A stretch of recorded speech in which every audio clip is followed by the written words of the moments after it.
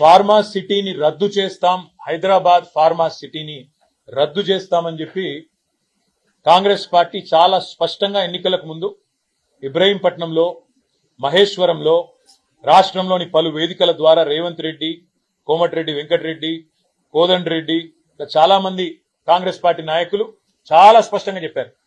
Hyderabad pharma city రద్దు, మేము land తిరిగి రైతులకే తిరిగి చెల్లిస్తాం, ఇచ్చేస్తాం, ఫార్మా సిటీలో ప్రభుత్వం రియల్ ఎస్టేట్ వ్యాపారం చేస్తుంది అని ఇష్టం వచ్చినట్టు మాట్లాడేది.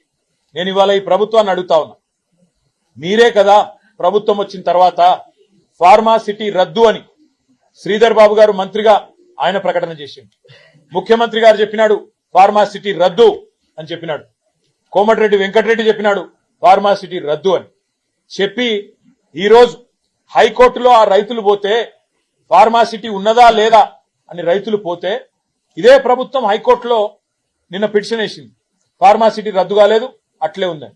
నేను ఈ ప్రభుత్వాన్ని ఒకటే సూటిగా అడుగుతా ఉన్నా, ముఖ్యమంత్రి ఇవాళ రేపు ఏం మాట్లాడినా ఎక్కడ మాట్లాడినా ఉన్న సిటీ గురించి మాట్లాడతలేడు. Future city, AI city, fourth city అని మాట్లాడుతుంది. ముఖ్యమంత్రి రేవంత్ రెడ్డి చెప్పు, చేతనైతే నీ భాషలో చెప్పాలంటే మొగోడివైతే చెప్పు, 1 ఎకరం సేకరించిన ఆ భూసేకరణ చట్టం కింద నీ ప్రభుత్వం వచ్చినాక నువ్వు చెప్పే ఫ్యూచర్ సిటీ గాని, నువ్వు చెప్పే ఫోర్త్ సిటీ గాని, నువ్వు చెప్పే ఏఐ సిటీ గాని, నువ్వు చెప్పే జూ పార్క్ గాని 1 ఎకరం భూమి సేకరించినవా? మరి 1 ఎకరం భూమి సేకరించకపోతే అది మేము గతంలో ప్రతిపాదించిన హైదరాబాద్ ఫార్మా సిటీకి సంబంధించిన భూమి అయితే దాన్ని ఇతర అవసరాలకు ఎట్లా మళ్లిస్తావు? ఎట్లా నువ్వు న్యాయ వ్యవస్థని, న్యాయమూర్తులను తప్పుదో పట్టిస్తున్నావు? ఇవన్నీ ప్రజలు గమనిస్తా ఉన్నారు. నువ్వు గతంలో చెప్పిన మాట నిజమే అయితే, ఫార్మా సిటీ రద్దు, నేను తిరిగి భూములు వెనక్కిస్తాన్న మాట నిజమే అయితే ఆ పని చెయ్యి. అట్లా కాకుండా నేను 4th సిటీ కడతా, 5th సిటీ కడతా, ఇంకేదో కడతా, మా 4 బ్రదర్స్ కి రియల్ ఎస్టేట్ దందా కోసం దీన్ని వాడతా అంటే మాత్రం రైతులు ఊరుకోరు. ఏ రైతులైతే నీకు ఓటేసి ఇబ్రాహీంపట్నంలో ఇంకా ఇతర ప్రాంతాల్లో గెలిపించినరో వాళ్లే నీ పార్టీ అంతు కూడా చూస్తారు. ఇంకొక మాట కూడా నేను అడుగుతా ఉన్నా, రేపు కోర్టులో ప్రభుత్వం స్పష్టంగా చెప్పాలి, లక్షలాది మందికి ఉపాధి కల్పించే ఫార్మా సిటీ కడుతుండ్రా లేదా? రెండో మాట కూడా నేను అడుగుతా ఉన్నా, కోర్టు కూడా నోటీస్ చేయాలని చెప్పి కూడా నేను విజ్ఞప్తి చేస్తా ఉన్నా న్యాయమూర్తులకు.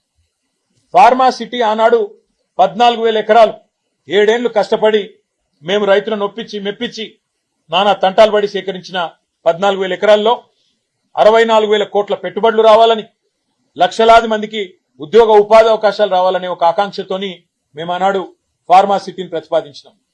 ఇవాళ నేను న్యాయమూర్తులను కూడా కోరుతా ఉన్నా, దయచేసి మీరు గమనించాలని చెప్పి కూడా వేడుకుంటా ఉన్నా. ఫార్మా సిటీ అనేది 14,000 ఎకరాలు మేము ఏదైతే సేకరించినామో అది కండిషనల్ ల్యాండ్ అక్విజిషన్. కండిషనల్ అంటే ఫార్మా కోసం మాత్రమే మేము తీసుకుంటున్నాము ఈ స్థలాన్ని అని చెప్పి ఆనాడు భూసేకరణ చట్టాన్ని స్పష్టంగా ఆ జీవోలోనే పేర్కొంటూ ఫార్మా సిటీ కోసం అని తీసుకున్నాం. ఇవాళ ఆ భూములను ఇతర అవసరాల కోసం, రియల్ ఎస్టేట్ దందాల కోసం, ఫ్యూచర్ సిటీ అనే డ్రామాల కోసం, 4th సిటీ అనే హంగామా కోసం, ఏఐ సిటీ అనే హడావిడి కోసం మళ్ళిచ్చి దానిలోకి 1,000 కోట్లు నొక్కేయాలనే ఆలోచన ఏదైతే ఈ ప్రభుత్వం చేస్తున్నదో ఇది రియల్ ఎస్టేట్ స్కాము. దీన్ని దయచేసి గౌరవ న్యాయమూర్తులు కూడా గమనించాలని చెప్పి కూడా నేను కోరుతా ఉన్నా. ఈ భూ దందాలను తప్పకుండా మేము కూడా బయట పెడతాము. సమయానుకూలంగా ఎవరెవరు ఇందులో జోక్యం చేసుకున్నారు, ఎట్లా జరుగుతున్నది, ఏం జరుగుతున్నదో కూడా చెప్తాం. కానీ ఫార్మా సిటీ విషయంలో మాత్రం ప్రభుత్వాన్ని నేను అడుగుతా ఉన్నా. అయితే ఒకటే ప్రశ్న, ఫార్మా సిటీ కొనసాగిస్తే 14,000 ఎకరాల్లో ఫార్మా సిటీ ఉండాలి, లేదా రద్దు చేస్తే మరి వెంటనే మీరు తిరిగి భూమి రైతులకు ఇవ్వాలని చెప్పి నేను డిమాండ్ చేస్తా ఉన్నా. తొందరలోనే మేము కూడా పార్టీలో ఈ విషయమై మొత్తంగా కూలంకషంగా చర్చించి ఒక నిర్ణయం కూడా తీసుకొని ఆ రైతులను కూడా అవసరమైతే కలవడానికి కూడా బయలుదేరుతామని చెప్పి కూడా నేను మీకు తెలియజేస్తాను.